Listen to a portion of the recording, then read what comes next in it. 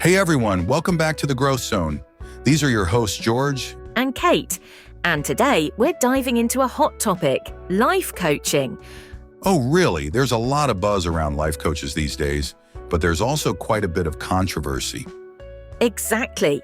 Some people swear by it, claiming it changed their lives, while others think it's just fluff, not worth the time or money.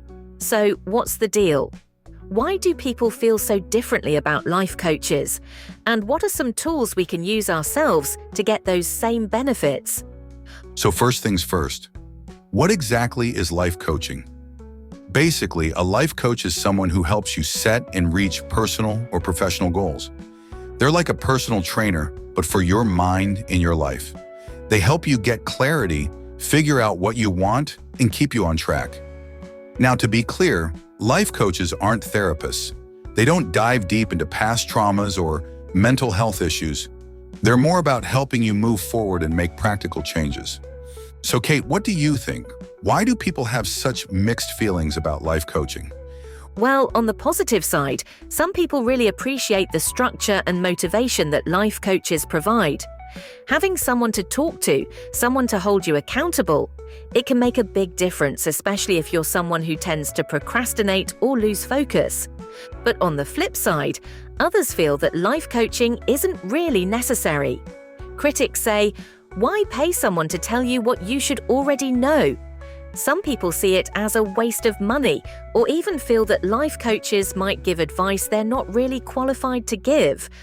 I guess some folks don't like the idea of relying on someone else for guidance. They prefer a more self-directed approach, figuring things out on their own. And that's fair too. Different strokes for different folks. Now here's the good news. Whether you're into the idea of a life coach or not, there are tools and strategies that anyone can use to get some of the benefits of life coaching. Two of the most popular tools are SMART goals and clear actionable steps. Let's break these down. First, let's talk about SMART goals. You might have heard of them. They're goals that are specific, measurable, achievable, relevant, and time-bound. This approach is super popular because it turns vague goals into something solid you can actually track and measure. Let's go through each part. Be specific. Instead of saying, I want to learn Chinese, set a clear target. For example, I want to learn how to have a basic conversation in Chinese. Make it measurable. Track your progress with a specific plan, like, I'll study vocabulary for 30 minutes daily and practice speaking with a language partner once a week. Ask yourself, is it achievable? Choose realistic goals for your level and time commitment. Learning 200 common words and phrases in 3 months is achievable, but aiming to become fluent in that time might be too much. Be relevant. Make sure it's meaningful to you. Whether you want to connect with Chinese-speaking friends, travel confidently, or prepare for a business opportunity. And stay time-bound. Set a deadline like, I want to be able to hold a simple conversation in Chinese within 3 months.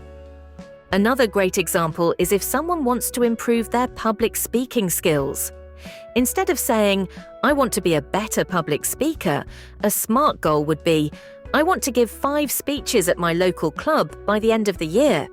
This makes the goal specific, measurable, achievable, relevant, and time-bound. So, George, what do you think? Who would benefit from SMART goals? Honestly, they're great for people who like structure and need clear, concrete steps to stay motivated.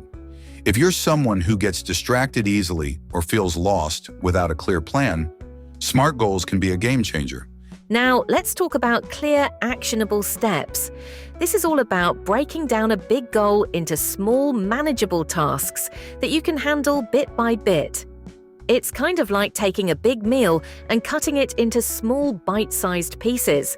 It makes the whole thing a lot less overwhelming. Let's say your goal is to start a YouTube channel and reach your first 1,000 subscribers. That's a big goal, and thinking about it all at once can feel overwhelming. But if you break it down, it gets a lot easier.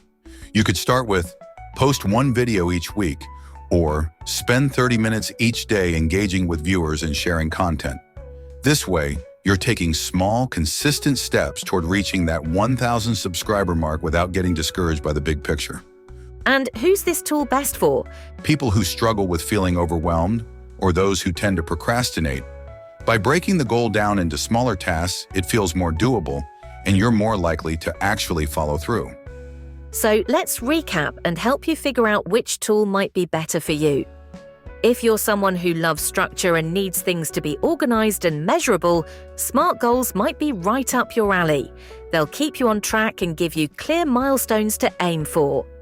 On the other hand, if you're more of a big picture person and tend to feel overwhelmed by your goals, clear, actionable steps are probably more your style. Breaking things down into smaller pieces will help you move forward without feeling swamped. So tell me, George, is life coaching worth it? Well, it depends on you and what you need. For some, life coaches provide that extra push and accountability that makes a huge difference. For others, setting up SMART goals or clear, actionable steps on their own is enough. Whether or not you choose to work with a life coach, remember that the key to reaching your goals is consistency and self-awareness. You don't have to climb the whole mountain in one go. Just focus on taking one small step at a time. Thanks for tuning in. I hope these tools are helpful and give you a fresh perspective on reaching your goals. Remember, it's all about finding what works best for you. See you in the next episode and stay inspired.